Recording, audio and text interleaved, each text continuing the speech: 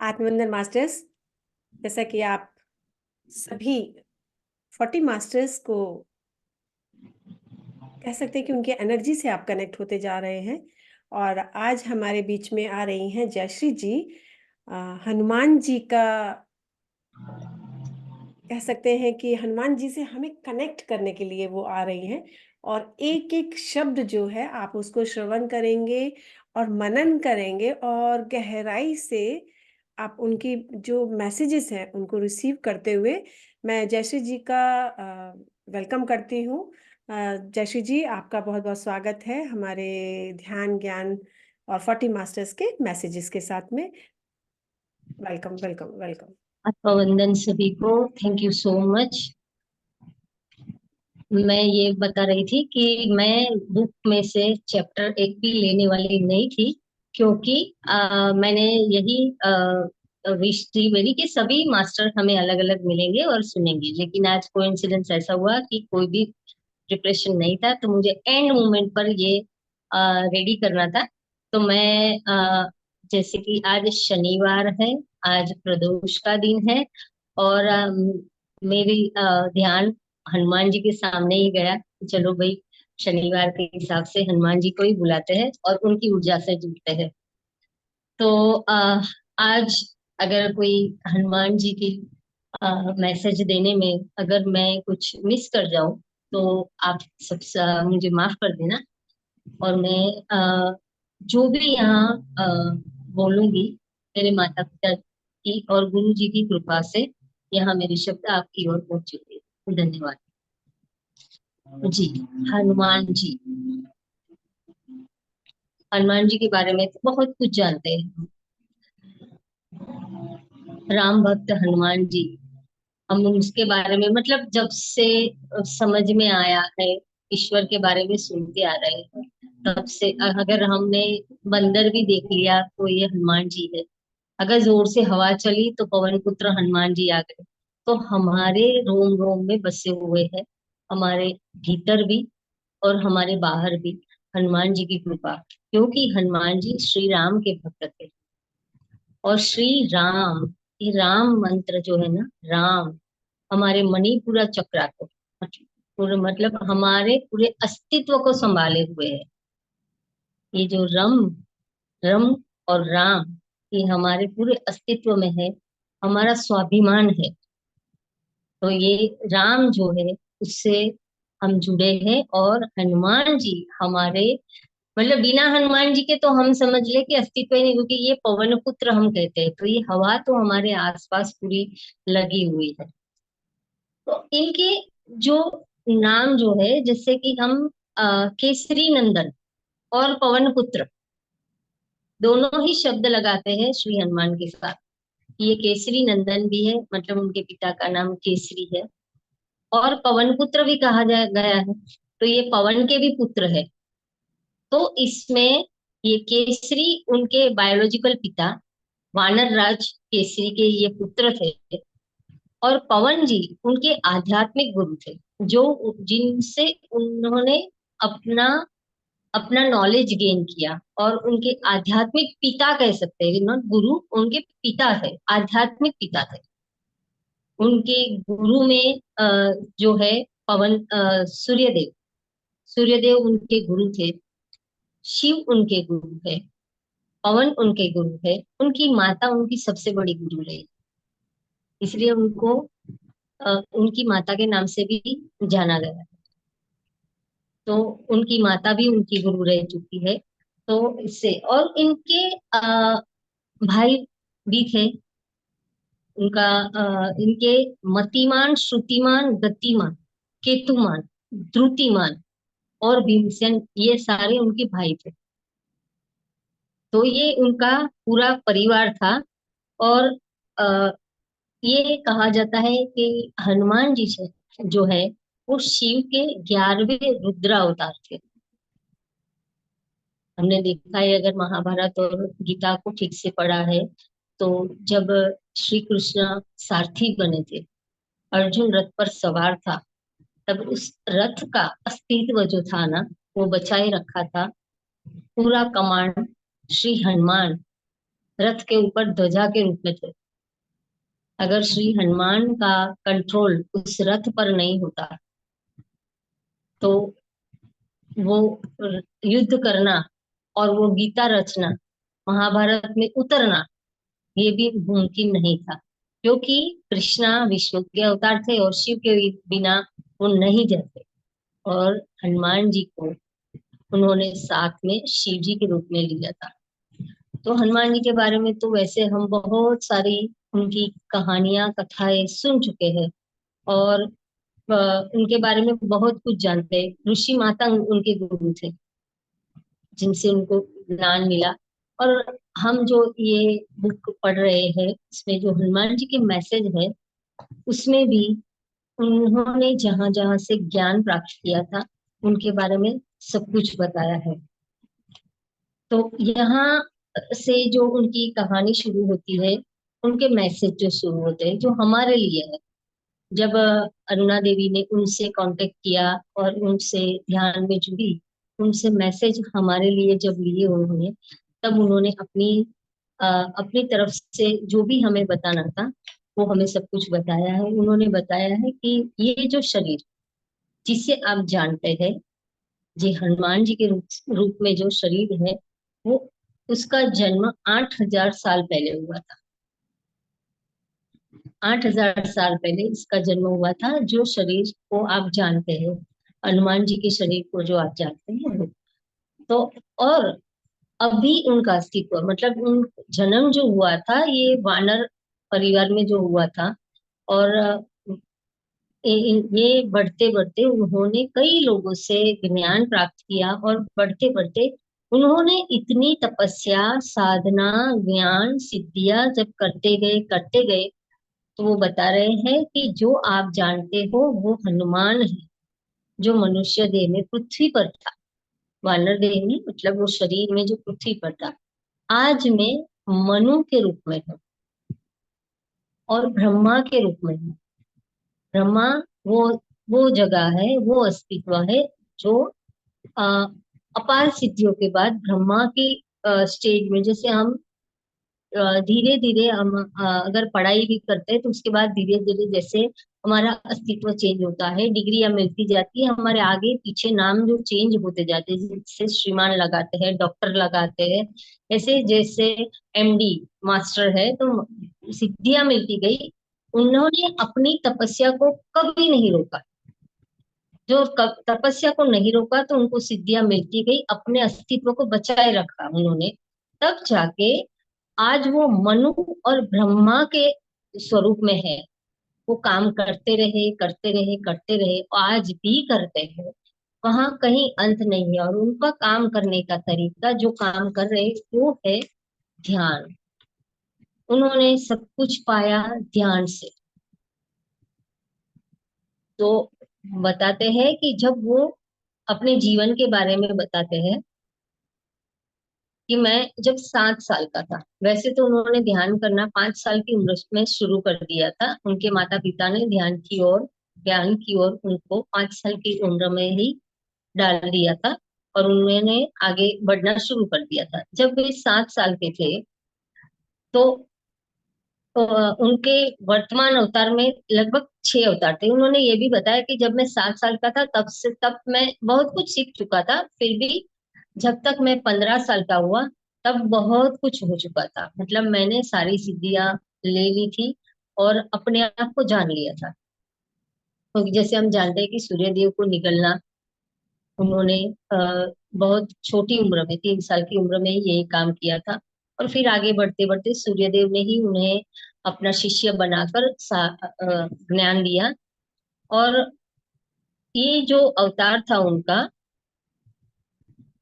गुरुदेव ने दीक्षा दी थी उनको 7 साल की उम्र में। और ये बताते हैं कि ये जो मेरा हनुमान का अवतार था वो मेरा छठा अवतार था। इससे पहले मैं छह छह जन्म ले चुका था, ये मेरा 7वां अवतार था। और इस अवतार में मैं, पहले तो मैं अपनी उपस्थिति के बारे में ही उत्सुक था, और फिर मैं भूत भविष्य के लिए भी इंटरेस्टेड होने लगा। फिर आगे आगे मुझे बहुत कुछ मिलता गया। जब ये प्रश्न आते हैं ना हमारे पास कि मैं कौन हूँ, मैं कहाँ से आया हूँ, और मैं कहाँ तक जा सकता हूँ, तब ये हमें ज्ञान की ओर बढ़ाता है। तो ये जानना भी बहुत जरूरी होता है। तो मतलब ये प्रश्न अपने आप में उठना बहुत जरूरी होता है। तो बता रहे हैं कि इस अवतार में मैंने 5 साल की उम्र में ध्यान शुरू किया था। मेरे माता पिता बहुत ध्यानी थे। उनके मार्गदर्शन में मैंने बहुत सीखा। जब तक मैं 15 साल का हो चुका, मैं एक पूर्ण ध्यानी हो चुका था। पूर्ण ध्यानी 15 साल के हुए तब तक हो चुके थे। ध्यानी आमतौर पर कार्य दिए जाते थे। मैं ध्यानी था, मुझे आमतौर तौर पर कार्य दिए जाते थे, लेकिन वो ध्यान में और भी जिज्ञासु थे। तो बहुत कुछ उन्हें जानना था। और ये 15 साल तक तो उन्होंने सूक्ष्म यात्रा में भी परिपूर्ण हो चुके थे।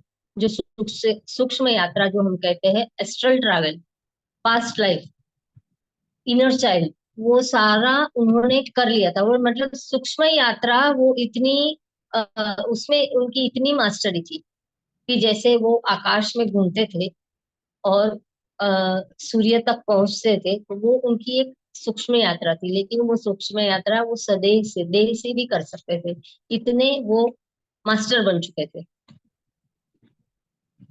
उस वक्त वो विभिन्न शक्तियों सहित मास्टर बन चुके थे। उस उम्र में खुद को भौतिक और अभौतिक बना सकता था, मतलब अपने फिजिकल बॉडी को और एस्ट्रली, विदाउट फिजिकल बॉडी, अपने शरीर के साथ और शरीर के बिना भी वो बहुत सारी यात्रा कर सकते थे। मैंने ध्यान में से सब कुछ सीखा। इस दौरान मेरी माँ को लगा कि अब मुझे समाज में लोगों के बीच जाकर रहना चाहिए और एक सामाजिक प्राणी के रूप में बहुत कुछ सीखना चाहिए। देखिए, यहाँ उनकी माता ने 15 साल तक बहुत कुछ सीखा, ज्ञानी थे, ध्यानी थे, और बहुत कुछ सीख लिया था। लेकिन फिर भी समाज में रहना भी, सोसाइटी में कैसे रहा जाता है, कैसे बातचीत की जाती है, कैसे हमारा उठना बैठना होना चाहिए, वो सब सीखना भी जरूरी होता है। तो जब उनकी माता को लगा कि अब इनको बाहर की दुनिया में, मतलब भीतर की यात्रा तो बहुत हो चुकी थी, भीतर की यात्रा बहुत हो चुकी थी, अब बाहर की यात्रा करनी थी। तो उसके लिए उनको ज्ञान लेना जरूरी था बाहर की यात्रा का।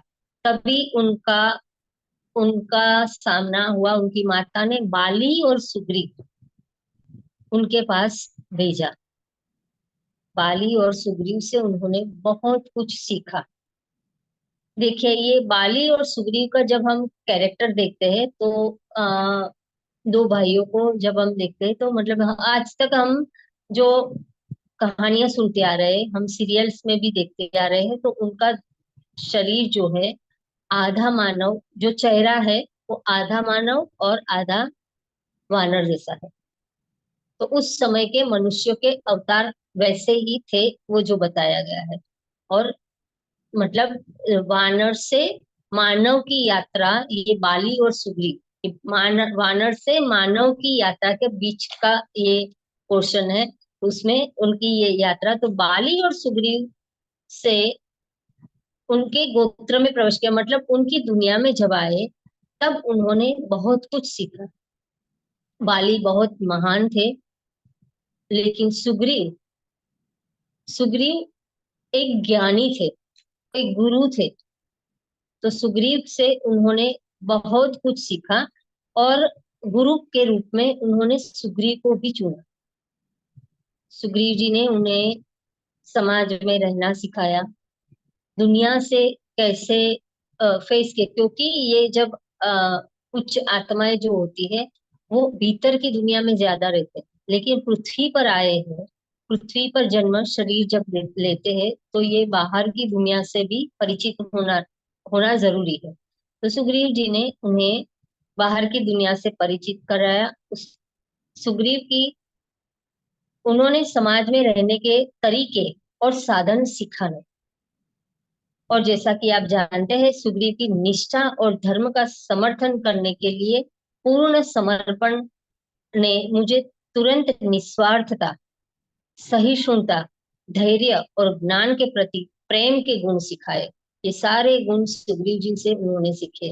और इन बुनियादी गुणों की उनकी शिक्षाओं ने मुझे हनुमान के रूप में व्यक्तित्व विकास में मदद की।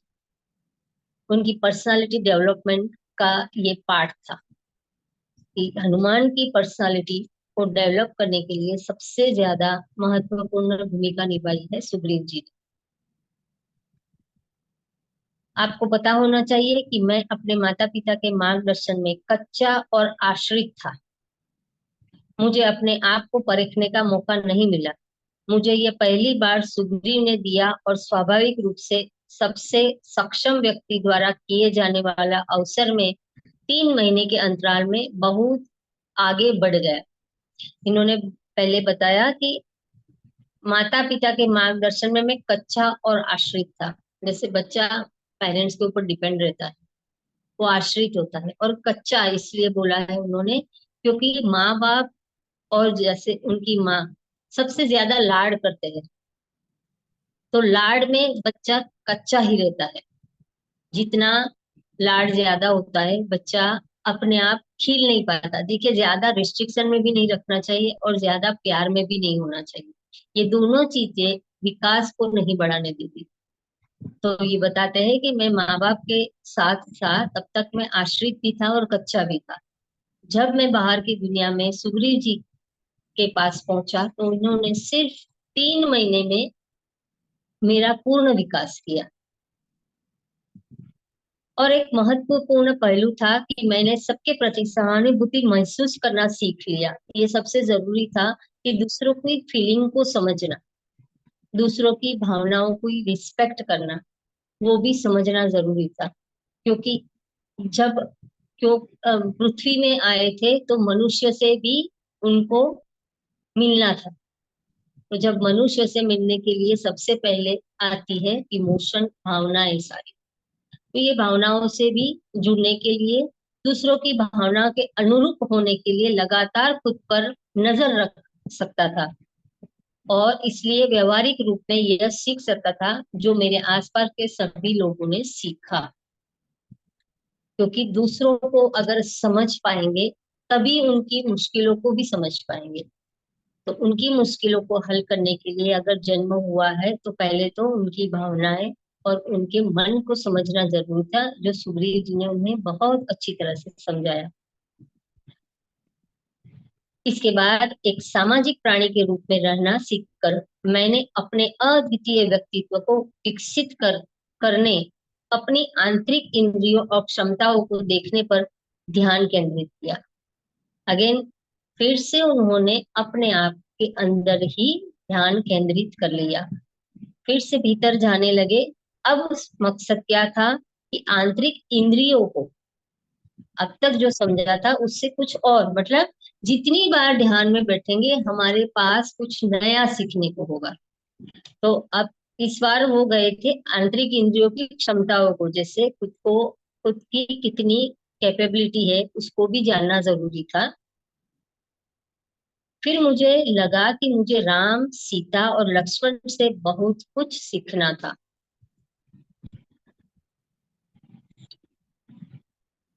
हाँ, लक्ष्मण एक महान मास्टर है। पहले उन्होंने लक्ष्मण जी के बारे में बताया। हाँ, लक्ष्मण एक बहुत महान मास्टर है। राम और सीता कितने महान थे यह बताने की जरूरत नहीं है। सीता से अलग होने पर राम ने अपने समय का अत्यधिक उपयोग हम सभी को जी हम सभी को अपने जीवन और उसके अर्थ, उद्देश्य, डिजाइन, अवतार, संभावनाओं, वास्तविकताओं, आयामों और यहाँ की दुनिया के अन्य आकाश गंगाओं और कई उच्चतम विषयों के बारे में बताते हुए किया। देखिए, सीता से अलग होने पर राम ने अपने समय का अत्यधिक उपयोग हम सभी को जीवन के और उसके अर्थ, यहाँ हनुमान जी बताते हैं कि जब सीता और राम एक दूसरे से अलग हो गए और वियोग की परिस्थिति में थे, तब श्री राम ने क्या किया? रोते हुए सिर्फ समय को पसार करना या सीता की यादों में रहना, वो नहीं किया था। उसी वक्त उन्होंने अपना समय जो दिया था कि दूसरों को आगे बढ़ाने। तो उनके अर्थ, उद्देश्य, जीवन के अर्थ क्या है, जीवन का उद्देश्य क्या है, उसकी डिजाइन कैसे बनाई गई है। जैसे हम हर रोज बात करते हैं कि ये डिजाइन हमारी खुद की बनाई है, तो ये डिजाइन कैसे बनी हुई है, ये अवतार क्या है, संभावनाएं क्या हो सकती है, वास्तविकता क्या है, इसके आयाम क्या है, ये यहाँ की दुनिया और अन्य आकाश गंगाओं, मतलब ये पृथ्वी तक हम जो सीमित है ना, उसके आगे बहुत दुनिया है। और अन्य आकाश गंगाओं और कई उच्चतम विषयों के बारे में उन्हें बताते हुए अपना वो समय पसार किया। उस समय सीता जी से जब वियोग में थे, तब उस समय को उन्होंने रोते हुए नहीं, ज्ञान देते हुए पसार किया। जब सीता उनके साथ नहीं थी, तो वे बैठकर विलाप नहीं करते थे। उस समय का उपयोग हमें शिक्षित करने के लिए थे करते थे। सीता जी क्या कर रही थी? सीता जी त्रिजटा को शिक्षित करने में व्यस्त थी। वो अच्छी तरह से बता रहे हैं कि श्री राम ने हम मनुष्यों को बहुत कुछ सिखाया, साथ साथ में सीता जी भी, हम जैसे जानते हैं कि सीता जी अशोक वाटिका में बैठी विलाप कर रही थी। हम भागवत में सुनते हैं, श्री रामायण की कथाओं में सुनते हैं कि सीता जी असह्य विलाप कर रही थी। लेकिन ये नहीं है, सत्य ये है कि सीता जी त्रिजटा को शिक्षित करने में व्यस्त थी, जो जीवन और आध्यात्मिक ज्ञान के महत्व को समझती थी।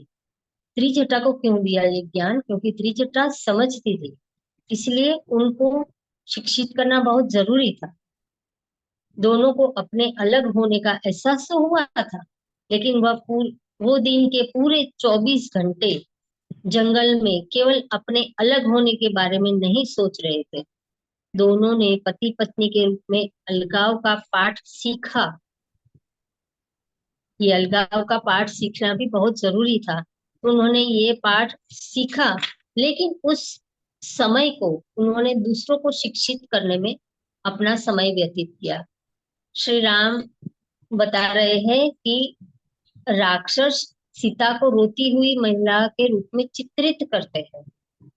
जो ये बता रहे हैं कि अशोक वाटिका में सीता जी रोते हुए अपने दिन बिता रही है, आंसुओं की धारा बहती जा रही है सीता जी। तो हनुमान जी ये बताते हैं कि आंसू कब तक आते हैं? आप रोकर देखिए, कुछ समय से ज्यादा आप नहीं रो पाएंगे। तो आंसू की धारा को भी रुकना है। जब वो रुक जाती है, फिर ज्ञान शुरू होता है।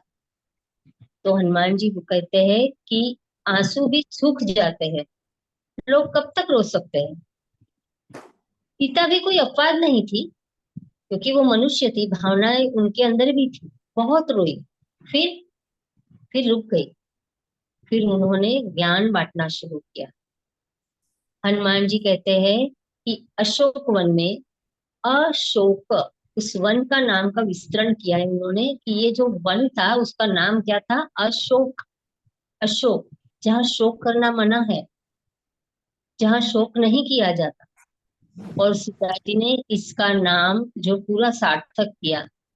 कुछ वक्त रोने के बाद उन्होंने अपने आप को एक गुरु के तौर पर त्रिजटा जैसी राक्षसियों का ज्ञान बढ़ाने। और हनुमान जी कहते हैं कि मैं इस बात का साक्षी हूँ कि अशोक वन के हर एक पेड़ पौधे में माँ सीता के लिए एक रिस्पेक्ट था, गुरु की भावना थी।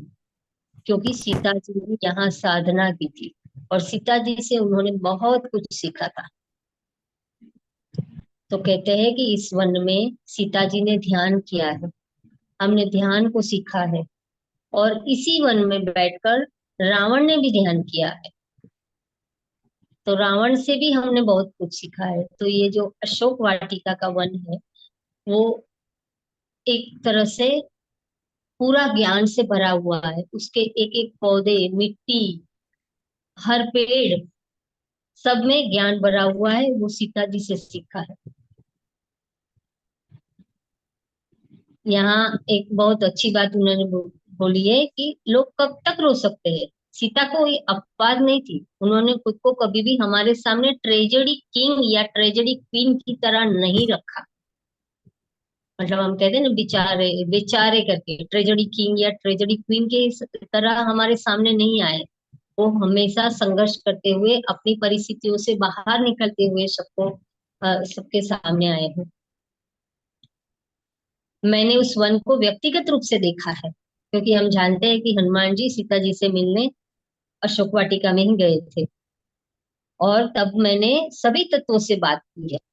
पत्थर, रेत, जल, वायु और पौधों के तत्वों ने मुझसे यही कहा है।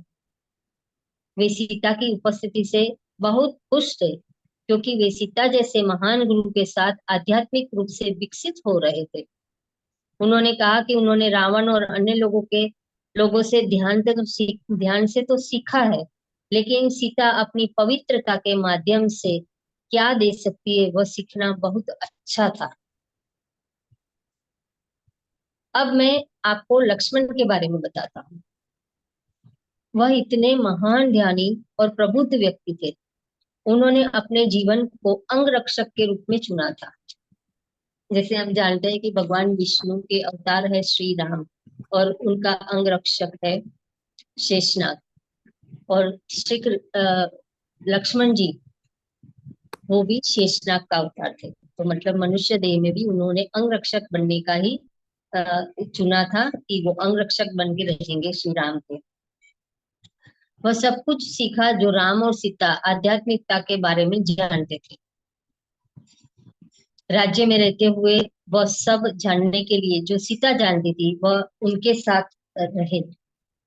जंगल में उन्होंने सभी से सीखने के लिए खुद को समर्पित कर दिया।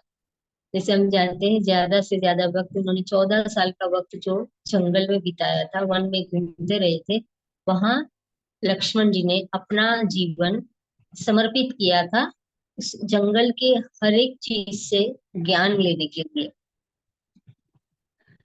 हालांकि एक व्यक्ति के रूप में भावुक और उत्साही, वह राम या सीता की तुलना में बहुत बुद्धिमान और स्थितियों का बेहतर न्याय करने वाले थे।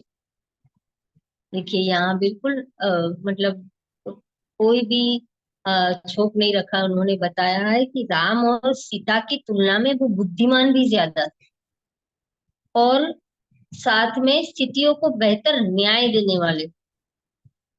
यदि उन दोनों ने लक्ष्मण की यह बात सुन ली होती कि सोने का मुंह किसी मायावी का षड्यंत्र था, तो रामायण की कहानी कुछ और ही होती। देखिए ये शब्द, ये सेंटेंस जो मैं हनुमान जी ने बताया है, तो ये हकीकत है कि उस वक्त राम जी ने अपनी अ, देखिए मायावी जो बुद्धि थी, एक लहर जो लग जाती है ना, एक हमारा आवरण जो हो जाता है, माया का आवरण, नजर के सामने, सोच के सामने जो माया का आवरण हो जाता है ना, वो आवरण उस वक्त चढ़ा हुआ था राम और सीता के मन पर।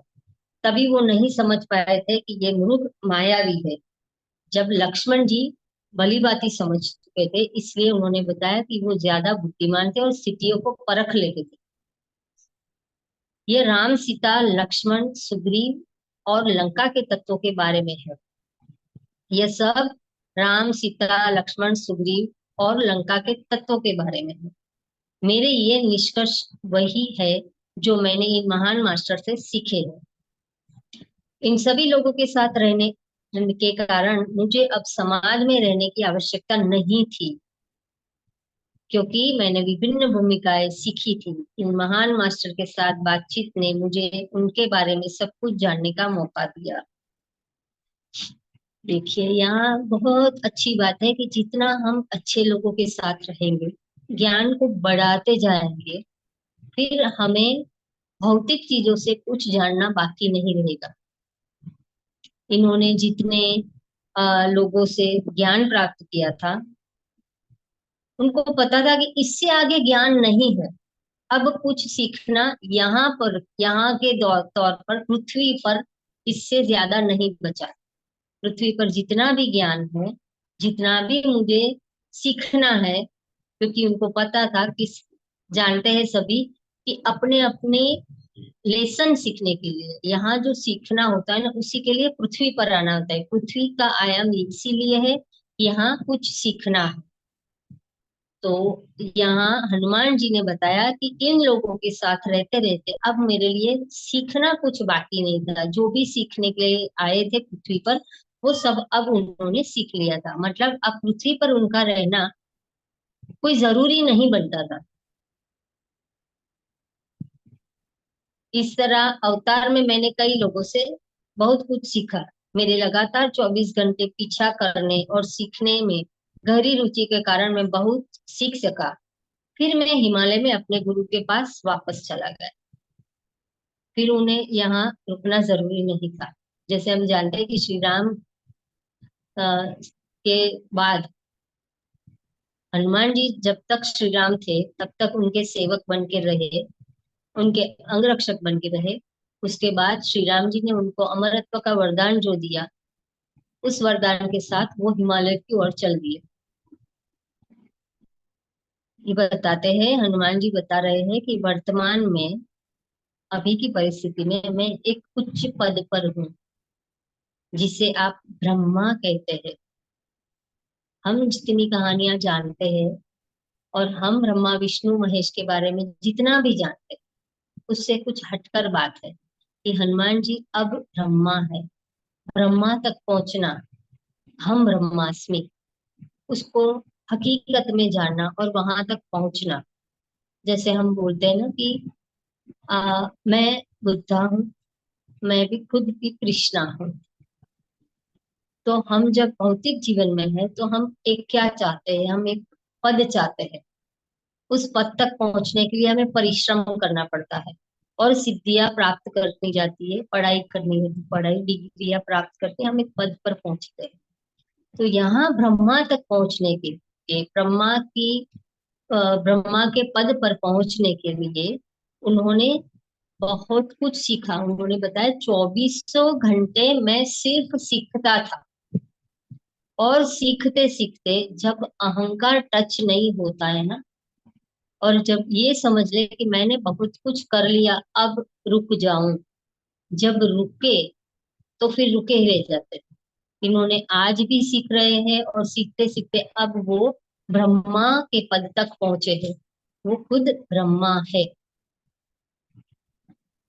याद रखे, मैं आप में से किसी से अलग नहीं हूँ, लेकिन सीखने की मेरी गंभीर इच्छा ने मुझे वह बनने में मदद की जो मैं आज हूँ।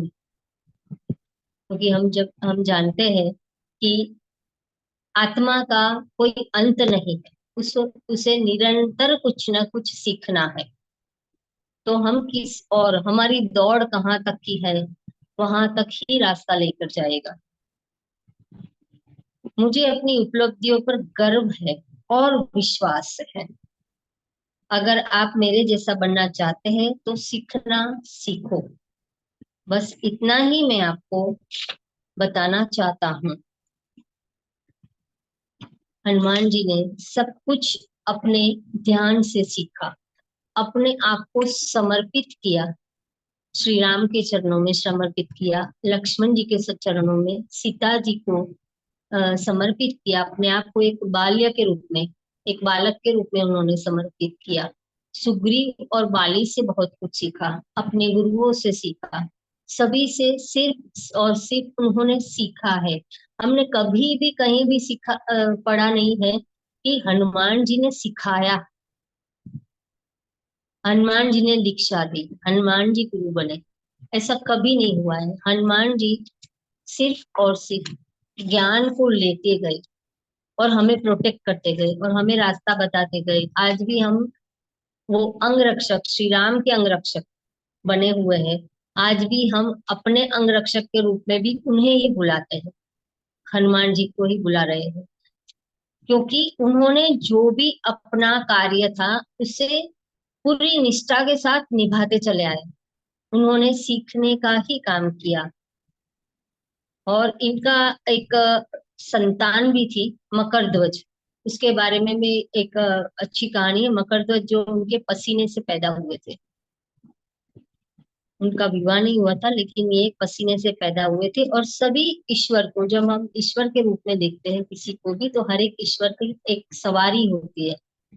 जैसे माँ अम्बा की है, वहाँ का सिंहासन है, मतलब उनका सिंहासन होता है, शिव जी नंदी पर आते हैं, ऐसे हनुमान जी की सवारी है, वो वायु है, पवन पुत्र वायु, पवन पुत्र हनुमान जी, और उनकी सवारी वायु है। तो देखिए इस शब्दों में बहुत सा डिफरेंट है, वायु और पवन को भी समझना है। तो सूर्यदेव उनके गुरु थे, और माता भी उनके गुरु थे, तो सभी से उन्होंने सीखा है। हमें सिर्फ हनुमान जी यही सिखा रहे हैं, सीखते जाओ, दूसरों को प्रोटेक्ट करते जाओ, और सीखना ही हमारा धर्म है। क्योंकि ये पृथ्वी, आकाश गंगा का ये जो गोला है ना, पृथ्वी का गोला, वो एक डिपार्टमेंट, एक स्कूल है सिर्फ सीखने के लिए। यहाँ हम जब भी आए हैं तो सीखने के लिए आए हैं। तो सीखने के लिए अपने आप को समर्पित करें, और सीखते जाए, और ध्यान करते जाए। सीखना ज्यादा से ज्यादा ध्यान में ही मिलेगा। हम जो बाहर सीख रहे हैं वो भौतिक जगत है, हमें अंतर के जगत में जाना है, अपने आप को पहचानना है, और अपने आप को समर्पित करके सीखना है। और ये रास्ता हमें सिर्फ और सिर्फ ध्यान दिखा सकता है। तो ध्यान को ही समर्पित करना है। इसी से श्री हनुमान जी अपने शब्दों को विराम दे रहे हैं। श्री अरुणा जी को और हनुमान जी की चेतना को सलाम, नमस्कार। आप सभी का धन्यवाद मुझे शांति से सुनने के लिए। Thank you, thank you.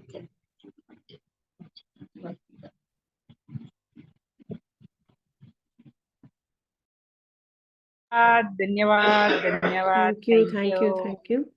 आपने बहुत ही अच्छे से ज्ञान तो दिया ही दिया है, और साथ में हम लोग ध्यान के स्थिति में भी जा ही रहे थे उन शब्दों के साथ में। और सभी को पता चल ही गया है कि ध्यान का ज्ञान से कितना गहरा रिश्ता है। और हमारे जो हनुमान जी हैं वो तो थे ही ध्यानी, और ध्यान में ही रह के उन्हें इतनी बड़ी जो भी अष्ट सिद्धि जो उनको मिली थी, उनका ज्ञान भी उनको ध्यान में ही आते हुए उनको मिला था, और उन्होंने वो शिक्षा ली। और पवन पुत्र कहलाए ही जाते हैं, उनका वाहन है ही पावन। क्योंकि हम आंख बंद करते हैं और हनुमान जी हमारी मदद के लिए हमारे प्रोटेक्शन शील्ड बना बना के चुटकियों में चले जाते हैं। तो ये सब चीजें हम लोगों को सभी को पता है, लेकिन फिर भी हमें ये अलार्म की तरह हमें अपने आसपास में रखनी चाहिए। जैसे आज जो ये पाठ हुआ है, मैसेजेस मिले हैं, इससे हमें बहुत ही कह सकते हैं ना अवेयर रहने के लिए बोल दिया कि आप इसको बहुत ही सावधानी से सुने और उसको ग्रहण कर लें कि हनुमान जी, राम जी, लक्ष्मण जी, सीता जी, सुग्रीव जी, बाली जी, और इन्होंने ये सारे मास्टर्स ने, जो कह सकते हैं ये 7 मास्टर हो गए मेरे ख्याल से, और त्रिजटा जी, इन सब ने हमें बहुत ही एक एक पॉइंट पे हमको बताया है कि धरती माता से, पंच तत्व से लेके, नेचर से लेके ध्यान, ज्ञान, एक तरह से कह सकते हैं सभी सेंसों को भी उन्होंने बहुत अच्छे से समझा है। हर चीज में जो उनकी जो क्या कहते हैं उसको हम सेंस को जैसे समझने की शक्ति, हम हमारी उनकी जो सिक्स सेंस, समझ। छठी इंद्रियां जो हमारी हैं, इंद्रियों को भी हमें समझने के लिए मजबूर कर दिया मनुष्य को कि भाई अपनी इंद्रियों पर कंट्रोल बनाए रखें, उनको समझें कि वो किधर जा रही हैं, उससे हमें काम कैसे लेना है। और हनुमान जी के बारे में तो कहना हमारे लिए जो हम कह रहे हैं ये बिल्कुल एक कहते हैं कि कुछ भी नहीं है, ये रत्ती भर जी, भी नहीं है। हमें और रिसीव करना है उनसे, उनसे ज्ञान लेते रहना है, उनसे प्रोटेक्शन लेते रहना है, for ever, for ever, for ever. तो मैं सब आपका बहुत बहुत धन्यवाद। चलिए अभी ये हम ये आज राम सीता की बातों में ये बहुत अच्छे से मतलब हमें दिखाया गया कि कष्ट जीवन में जो आते हैं वो आ, सीखने के लिए ही आते हैं। हम जब बोलते हैं कि राम भगवान थे, तो भगवान को क्यों कष्ट हुआ, लेकिन वो भी जानते थे कि ये पृथ्वी के गोले में जब आए हैं ना, तो यहाँ पनिशमेंट को लेना है, टीचिंग को लेना है, एक्सपीरियंस लेना है, या ये जगह ही इसलिए है, तो यहाँ सब होगा। हम अपने जीवन में जो भी आते हैं, जैसे थोड़े थोड़े कष्टों में भी डूब जाते हैं, मतलब उसी में रोते रहते हैं, उसी में जीवन व्यतीत करते हैं और अपनी प्रगति को रोक लेते हैं। यहाँ राम और सीता जी ने अपने वियोग के समय में, सबसे कठिन समय कह सकते हैं, कि हम तो 4 दिन का अगर वियोग भी किसी को भुगतना पड़े तो कितना मतलब वो हो जाता है कि मेरा बेटा गया है, मेरा husband, मतलब कुछ हो जाए, कहीं बाहर भी चले जाए तो भी टेंशन हो जाता है। लेकिन ये जगह ऐसी है कि राम और सीता ने, मतलब किसी का, अपनी पत्नी का किडनैप होना, अपहरण होना किसी अनजान व्यक्ति से, और कहाँ है कैसे है कुछ पता नहीं है, तब वो समय जो निकालना था, 8-9 महीने का जो समय उन्होंने व्यतीत किया, वो रोते हुए नहीं किया, दूसरे के विकास में अपने आप को लगाया। तो ये इतना, मतलब हम तो जानते हैं, ये सीता जी के अशोक वन में थी तब त्रिजटा जी ने उनकी सेवा की थी क्योंकि उनकी चेतना अच्छी थी। लेकिन वहां के पेड़ पौधे, पानी और मिट्टी ने भी उनसे ज्ञान लिया और उनकी पवित्रता को जाना, सबने उनको फील किया। और यहाँ श्री राम ने अपना अस्तित्व को समर्पित दूसरों के ज्ञान को बढ़ाने में किया, तब जाके पानी के ऊपर पत्थर भी तैरे।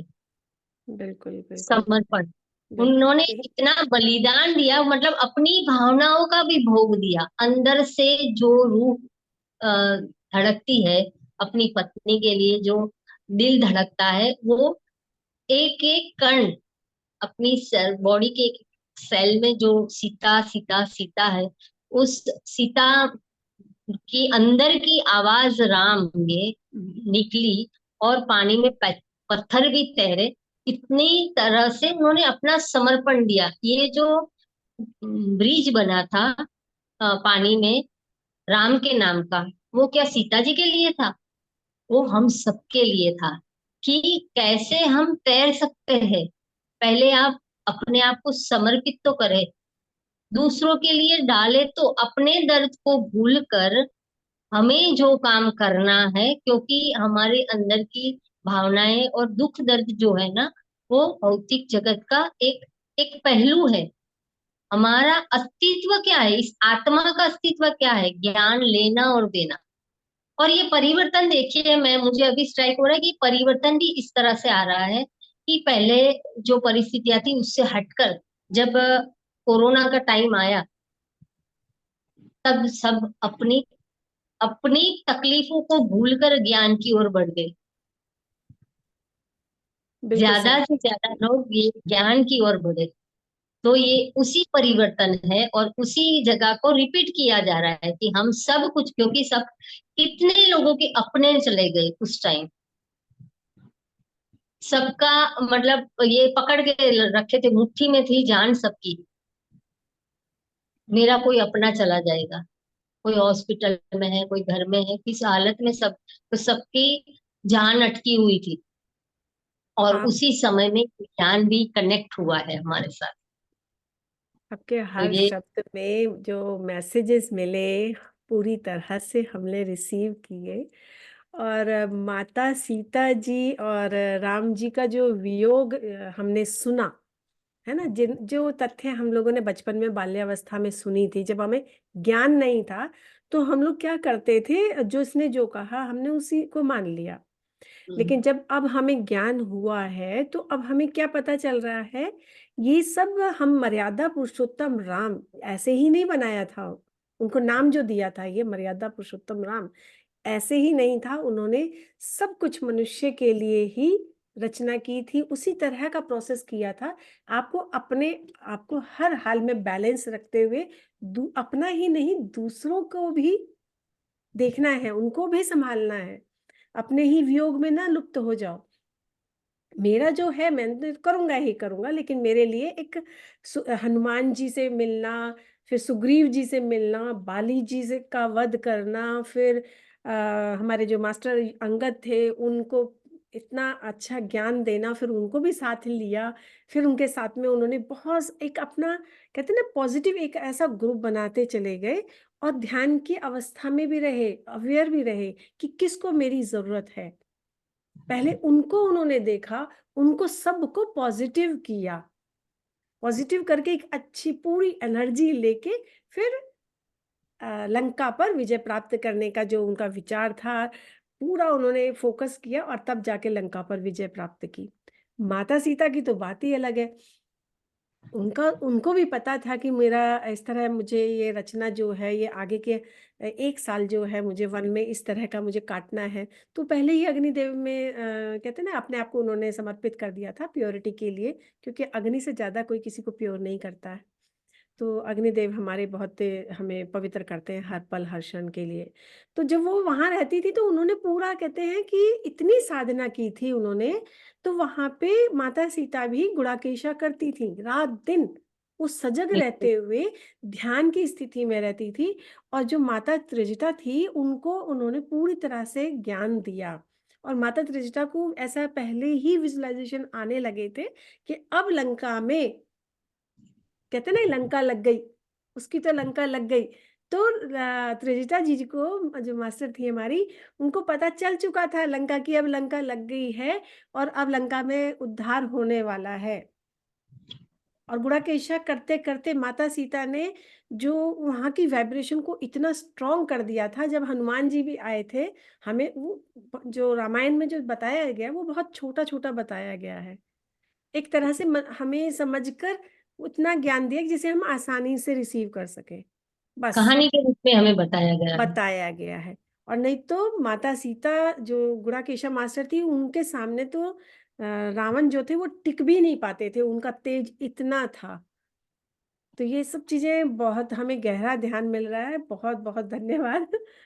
Thank you so much. कहने को बहुत कुछ है, बहुत कुछ है। जितना से थैंक यू। बहुत अच्छे से आपने बताया।